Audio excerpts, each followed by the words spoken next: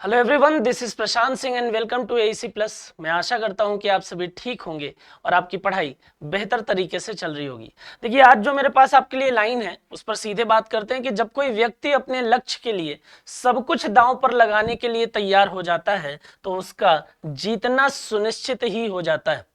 अगर आपको सिर्फ आपका लक्ष्य दिखाई दे रहा है, अगर आपको सिर्फ मछली की आंख ही दिखाई दे रही है, तो फिर आप बाकी जो चीजें, हो सकता है कि उन चीजों को आप सेकेंडरी रख दें, हो सकता है कि उन चीजों को आप दरकिनार कर दें। कब तक? जब तक आपको आपका लक्ष्य जो है वो प्राप्त नहीं होता, तब आपका जीतना जो है, तब आपकी लक्ष्य प्राप्ति जो है वो कंफर्म हो जाती है कि भाई इसको मिलेगा ही, भले ही देर हो रही है। बात समझ में आ रही है? तो इसी एटीट्यूड, इसी विचारधारा के साथ में आप अपनी पढ़ाई जारी रखिए।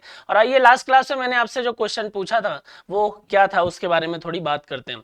Who has been approved by the Reserve Bank of India as the MD and CEO of ICICI Bank for October 4, 2023 to October 3, 2026।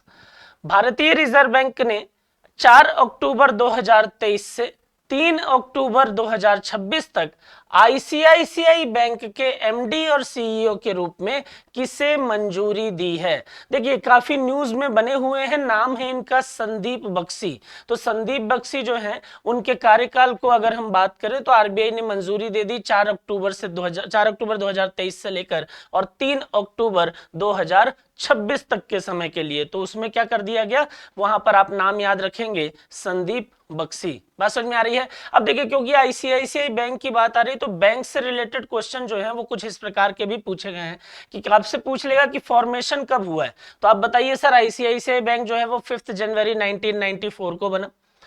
किस सेक्टर का बैंक है? पब्लिक सेक्टर है या प्राइवेट सेक्टर है? तो पता ही है आपको कि सर ये प्राइवेट सेक्टर बैंक है, राइट। फाउंड, अगर हम बात करें हेडक्वार्टर, तो इसका हेडक्वार्टर मुंबई में है। और एक फेमस चीज जो पूछता है कभी कभी बैंकों से रिलेटेड कि सर इसकी टैगलाइन क्या है, तो याद रखना है कि इसकी टैगलाइन है, हम है ना ख्याल आपका। मतलब टैगलाइन ऐसी कि लोगों को लगे कि यार ये तो बैंक जो है वो तो पेरेंट्स के जैसे बात कर रहा है ना। तो यहां पर स्थिति जो है कुछ इस प्रकार की याद रखिए, आपके एग्जाम के पॉइंट ऑफ व्यू से जो है वो जरूरी है कि हम है ना ख्याल आपका जैसी चीजें जो है वो इसकी टैगलाइन है। आइए देखिए, क्वेश्चन नंबर फर्स्ट की बात करते हैं। क्वेश्चन नंबर फर्स्ट जो है वो बोल रहा है कि recently G Marimuthu passed away, he was related to which field? हाल ही में जी मरीमुथु का निधन हो गया, वे किस क्षेत्र से संबंधित थे? देखिए, इनके फेस को देखकर तो आप सीधे बता सकते हो कि सर हमने इनको अलग अलग मूवीज में देखा हुआ है, साउथ की मूवी में देखे हैं और अलग अलग प्रकार से इनके क्लिप जो हैं वो भी हम देखते रहते हैं। तो ये किस फील्ड से रिलेटेड हैं? ये सर एक्टर। तो यहां पर आपको और ज्यादा जरूरत नहीं है, यहां सिर्फ आपको पता है मरीमथु जो है उनको अभी निधन हो गया है हाल ही में, वो कौन थे? वो एक्टर थे। बस फिलहाल इतना जरूरी, बात समझ में आ रही है? तो यहां पर याद रखिए कि तमिल अभिनेता निदेशक मरीमथु का हाल ही में निधन हो गया है, ठीक है। तो वो कौन थे? वो एक्टर थे, अभिनेता थे। क्वेश्चन नंबर सेकंड की हम बात करते हैं। क्वेश्चन नंबर सेकंड बोल रहा है recently the supreme court of which country has removed abortion from category of crime? जो गर्भपात की स्थिति थी उसको किस देश के सुप्रीम कोर्ट ने अपराध की श्रेणी से, अगर हम बात करें, बाहर कर दिया है, हटा दिया है? तो अगर हम बात करते हैं किसकी कंट्री की, तो याद रखना है आपको वो कंट्री कौन है वो है मैक्सिको, राइट। तो याद रखिएगा कि मैक्सिको के हाल ही में अगर हम बात करते हैं तो मैक्सिको के जो सर्वोच्च न्यायालय है उसने गर्भपात को अपराध की कैटेगरी से क्या कर दिया? बाहर कर दिया।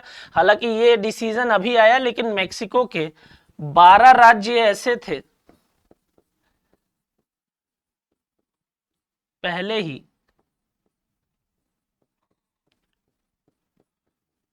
बात समझ में आ रही है? तो मैक्सिको के 12 राज्य ऐसे थे जो अभी इस न्यूज के पहले ही उन्होंने गर्भपात को क्या कर दिया था? हटा दिया था। किससे हटा दिया था? अपने अपराध की जो कैटेगरी है, अपराध की जो श्रेणी है, उससे उन्होंने पहले ही हटा दिया था। बात समझ में आ रही है? मैक्सिको की अगर आप बात कर रहे हैं तो मैक्सिको की जो कैपिटल है वो मैक्सिको सिटी के नाम से जानी जाती है। और इसके जो प्रेसिडेंट है उनका नाम है लोपेज ओब्राडोर।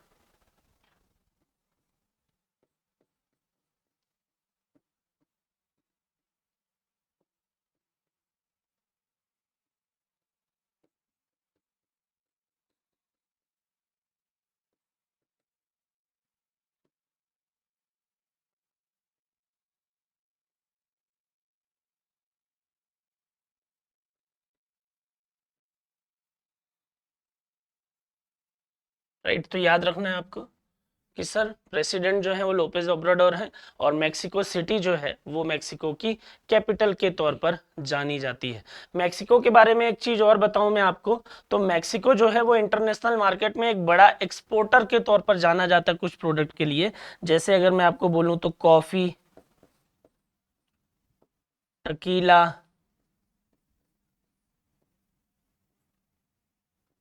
आदि कर लीजिए।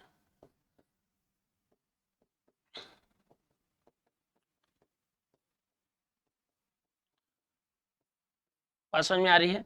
तो अलग अलग प्रोडक्ट हैं जिनके लिए अगर आप देखेंगे तो मेक्सिको जो है वो अगर हम देखें तो अलग अलग तरीके से एक्सपोर्ट के लिए भी जाना जाता है। इसमें कुछ नाम और अगर आप जानना चाहें तो मिर्च आएगा, चॉकलेट आएगी, ठीक है। काफी बड़ा प्रोड्यूसर माना जाता है इन चीजों को। तो इसमें इतनी चीजें आपको याद रखनी है। क्वेश्चन नंबर 3 की बात करते हैं। Ajit Ninan passes away at age 68, who was he? Ajit Ninan का 68 वर्ष की आयु में निधन हो गया है, वे कौन थे? तो अजीत नीना के बारे में अगर आप न्यूज़पेपर वगैरह से जुड़े हुए हैं, अगर आप न्यूज़पेपर वगैरह पढ़ते हैं तो वहां पर आपको आइडिया लग गया होगा कि अजीत नीना जो है वो कौन है। वो पॉलिटिकल कार्टूनिस्ट, ठीक है। अजीत नीना कौन है? पॉलिटिकल कार्टूनिस्ट है। देखिए दो तरीके के क्वेश्चन जो सीधे फैक्ट है, सीधे याद रख लेना है। क्या? एक अपॉइंटमेंट, ये पूछ लेगा कि किसको इसका सीईओ बनाया गया, किसको इसका हेड बनाया गया, ये अपॉइंटमेंट वाले क्वेश्चन। और कुछ पर्सनालिटी के नाम दे देते हैं, कुछ व्यक्तियों के नाम दे देते हैं जिनकी अभी हाल ही में मृत्यु हुई है। तो आपसे ये पूछ लेगा कि इनकी मृत्यु हुई है, ये किस क्षेत्र से संबंधित थे या ये कौन थे। तो आपको यहां पर कोई दिमाग लगाने की जरूरत नहीं है, कोई कुछ नहीं है। जो व्यक्ति में जहां पर जो चीजें फेमस होंगी वो मैं खुद ही बता दूंगा, लेकिन अगर सीधे अगर हम बात करें जितना इंपॉर्टेंट होगा उतनी चीजें आप याद रखिएगा। अजीत नीनन के बारे में बात हो रही है, आपको पता होना चाहिए सर पॉलिटिकल कार्टूनिस्ट। बात समझ में आ रही है? उससे ज्यादा कहानी की जरूरत नहीं है। तो पॉलिटिकल कार्टूनिस्ट, बात खत्म। बात समझ में आ रही है? चलिए क्वेश्चन नंबर 4 की हम बात करते हैं। क्वेश्चन नंबर 4 जो है उसकी अगर बात करें तो वो बोल रहा है कि which country launches new tactical nuclear attack submarine recently? हाल ही में किस देश ने नई सामरिक परमाणु हमला पनडुब्बी जो है वो लॉन्च की है? वो लॉन्च की है हाल ही में नॉर्थ कोरिया ने, ठीक है। और नॉर्थ कोरिया जो है उसने अभी 11 सितंबर 2023 को अपनी 75वीं वर्षगांठ भी मनाई है।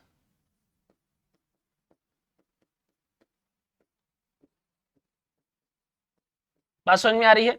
तो ये पॉइंट भी याद रखेंगे। अगर आपसे पूछता है कि सर किसने new tactical nuclear attack submarine जो है वो लॉन्च की है, तो आप सीधे बोलिए सर अभी जो न्यूज में है वो नॉर्थ कोरिया है, और नॉर्थ कोरिया ने अपनी नई टेक्टिकल न्यूक्लियर अटैक सबमरीन जो है वो उसने लॉन्च किया है। नॉर्थ कोरिया के बारे में अगर हम बात करते हैं तो वहां पर आप याद रखिए कि नॉर्थ कोरिया जो है वो अपने मास गेम्स के लिए फेमस है। दूसरा, राजधानी इसकी प्योंगयांग है, और किम जोंग उन जो इसके हेड हैं, प्रेसिडेंट।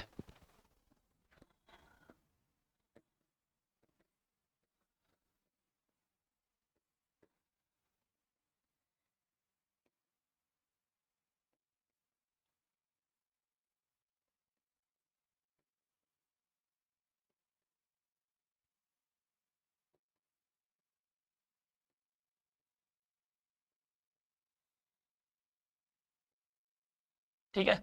तो याद रखिएगा कि नॉर्थ कोरिया का अगर ये आपसे पूछे कि किस लिए फेमस है, फेमस है हालांकि अपने हेड के लिए भी फेमस है ये, ठीक है। और इनकी तानाशाही के लिए भी ये विश्व में प्रख्यात है। बात समझ में आ रही है? तो अगर आपसे ये देखा पूछा जाए कि नॉर्थ कोरिया बेसिकली किसके लिए फेमस है, तो आप बोल सकते हैं कि सर मास गेम के लिए फेमस है, अपने प्रेसिडेंट की तानाशाही के लिए फेमस है, और अभी न्यूज में क्यों है? अभी न्यूज में इसलिए है क्योंकि सर उसने अभी new tactical nuclear attack submarine जो है वो उसने लॉन्च किया है। और इस सबमरीन का उसने नाम क्या दिया है? तो नाम दिया है हीरो किम कुन ओके, ठीक। तो इस सबमरीन का नाम दिया है इन्होंने हीरो किम कुन ओके, ठीक है। तो ये नाम है सबमरीन का। ये भी आप चाहें तो याद रखिए, बहुत ज्यादा इंपॉर्टेंट तो नहीं है, बेसिकली जो है वो इतनी चीजें आपके लिए जरूरी है। एक पॉइंट और हम इसको देख सकते हैं कि इसकी राजधानी, तो वो भी आप याद रख सकते हैं। कैपिटल की अगर हम बात करें तो प्योंगयांग इसकी कैपिटल ठीक है। तो ये Pyongyang famous for mass games, Kim Jong Un जो हैं वो हेयर स्टाइल पता ही है, वो कहानी आपको पता ही होगी, ठीक है। और 11 सितंबर 2023 को इसने अपनी हाल ही में वर्षगांठ भी मनाई है। बात समझ में आ रही है। चलिए क्वेश्चन नंबर 5 की हम बात करते हैं। क्वेश्चन नंबर 5 जो है वो बोल रहा है कि किस देश ने दुनिया के पहले पोर्टेबल अस्पताल आरोग्य मैत्री क्यूब का अनावरण किया है। Which country unveiled the world's first portable hospital आरोग्य मैत्री क्यूब। तो किस कंट्री ने आरोग्य मैत्री क्यूब का अनावरण किया है, तो उसकी अगर हम बात करें तो वो है इंडिया। होता क्या है, ये है क्या, तो ये चीज तो क्लियर हो गई कि सर पोर्टेबल हॉस्पिटल है, और ये करेगा क्या, तो गंभीर देखभाल के लिए मोबाइल हॉस्पिटल के तौर पर ये काम करेगा, ठीक है। तो इसमें आपको ये याद रखना है किसने लॉन्च किया, तो इंडिया ने लॉन्च किया, ठीक है। दूसरा पॉइंट इसमें ये याद रखिए कि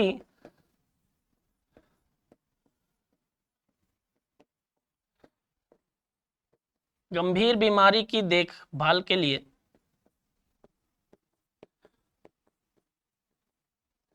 मोबाइल हॉस्पिटल के तौर पर इसे जाना जाता है, एक पॉइंट। दूसरा इसमें ये याद रखिएगा कि इसका जो उद्घाटन किया गया है वो भारत के गांधीनगर में किया। बात समझ में आ गई। और किस प्रोजेक्ट के अंडर में ये काम कर रहा है, पहला अगर बात करें वर्ल्ड्स फर्स्ट पोर्टेबल हॉस्पिटल आरोग्य मैत्री क्यूब, तो इसकी अगर हम बात करें तो ये किस प्रोजेक्ट के अंडर में काम कर रहा है, ये भीष्म प्रोजेक्ट के अंडर में काम कर रहा है। बात समझ में आ रही है। तो यहां पर आपको ये याद रखना है किस प्रोजेक्ट के अंडर में काम कर रहे हैं, भीष्म प्रोजेक्ट। और भीष्म की अगर हम बात करें तो भीष्म प्रोजेक्ट का फुल फॉर्म क्या होता है, तो वो होता है भारत हेल्थ इनिशिएटिव फॉर सहयोग हित एंड मैत्री। तो ये भारत एक तरीके से आप इसका पूरा नाम याद रखिए, भारत हेल्थ इनिशिएटिव फॉर सहयोग हित एंड मैत्री, और उसको हम क्या बोलते हैं, उसको हम बोलते हैं प्रोजेक्ट भीष्म। बात समझ में आ रही है। तो ये किसके अंडर में काम कर रहा है, ये प्रोजेक्ट भीष्म के अंडर में काम कर रहा है। हेल्थ मिनिस्ट्री की बात कर रहे हैं तो आपको मिनिस्टर ऑफ हेल्थ भी पता होना चाहिए। यूनियन मिनिस्टर ऑफ हेल्थ की अगर हम बात करें तो कौन है, मनसुख एल मंडाविया जो है वो वर्तमान में इसके हेड है। बात समझ में आ रही है। तो अगर आपसे पूछे हेल्थ मिनिस्टर तो आप बोलिए Mansukh L Mandaviya, right. Question number 6 की हम बात करते हैं। क्वेश्चन नंबर 6 जो है वो ये बोल रहा है कि India and which country sign agreement on cooperation of energy sector recently. Bharat और किस देश ने हाल ही में ऊर्जा क्षेत्र में सहयोग पर समझौते के लिए हस्ताक्षर किए हैं। तो यहां पर अगर हम बात करें तो किस प्रकार की चीजें देखने को मिलती है कि भाई एनर्जी सेक्टर की अगर हम देखें तो उस एनर्जी सेक्टर के लिए जो समझौता हुआ है वो किसके किसके बीच में हुआ है, वो हुआ है इंडिया और सऊदी अरब के बीच में। बात समझ में आ रही है। अब इस एनर्जी सेक्टर के लिए अगर हम बात करें तो उन्होंने क्या किया है, कोऑपरेशन के लिए एग्रीमेंट किया जिसके तहत ये प्रमोट करेंगे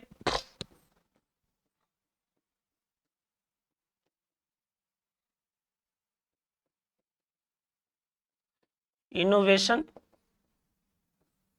एंड ट्रांसफॉर्मेशन,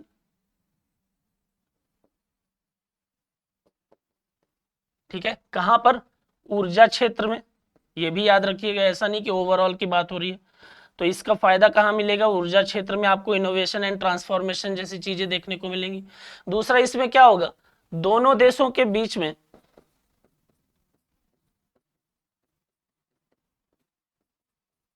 जो आर्थिक संबंध बन रहे हैं वो मजबूत होंगे।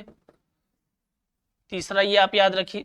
चौथा आप इसमें ये याद रखिए कि दोनों देशों में, या इसको इस तरीके से याद रखिए कि एनर्जी सेक्टर पर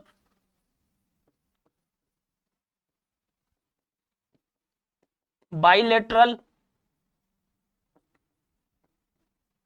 इन्वेस्टमेंट में वृद्धि होगी।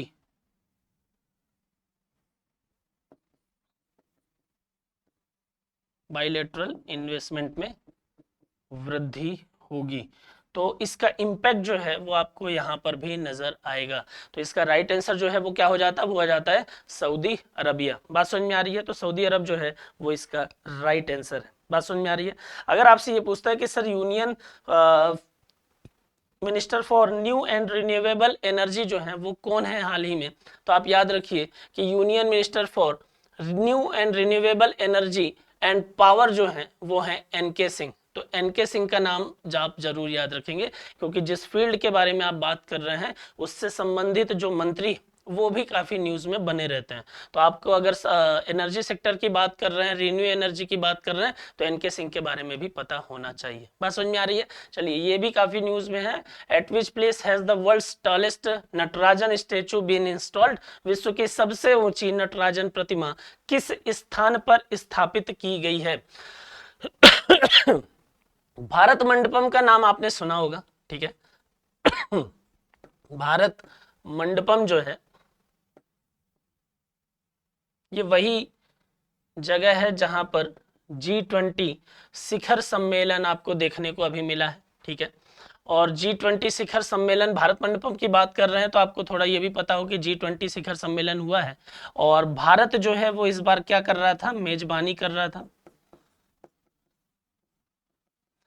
और इसके बाद जो है वो किसके पास में गया है, किसके पास अध्यक्षता गई है, तो ब्राजील जो है वो नेक्स्ट है, ठीक है। और कब से होगा, तो ये होगा 1 दिसंबर 2023 से। बात समझ में आ रही है? भारत की अगर हम बात करें तो इससे संबंधित G20 में अगर हम देखें तो इससे संबंधित जो पॉइंट है वो एक ये है कि 19 देश और यूरोपियन यूनियन का ये समूह है। एक स्थायी सदस्य इसमें और जुड़ गया, कौन सा? अफ्रीकन यूनियन, ठीक है। स्थायी तौर पर यहाँ और आपको देखने को ये मिला, तो अफ्रीकन यूनियन जो है वो भी इसका सदस्य हो गया। तीसरा इसमें आप ये याद रखिए कि वसुधैव कुटुंबकम जो है वो इसका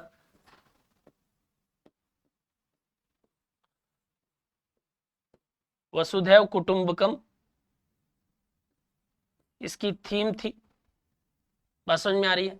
तो इतनी चीज इसमें याद रखिए। अब क्वेश्चन पे चलते हैं, नटराजन प्रतिमा किस स्थान पर स्थापित की गई? तो मैंने आपको बोला भारत मंडपम में स्थापित की गई। इसके बारे में बेसिक चीजें देखें। कुछ 27 फुट ऊंची ये विशाल प्रतिमा है।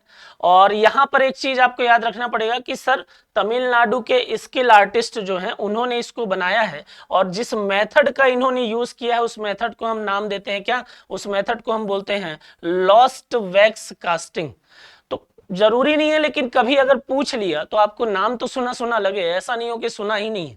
तो याद रखिएगा कि नटराज मूर्ति जो बनाई गई है, जो प्रतिमा स्थापित की गई है भारत मंडपम में विश्व की सबसे ऊंची, तो वहां पर अगर हम बात करते तो उसको बनाने में जो मेथड यूज हुई है वो लॉस्ट वैक्स कास्टिंग मेथड जो है वो कहलाती है। बात समझ में आ रही है?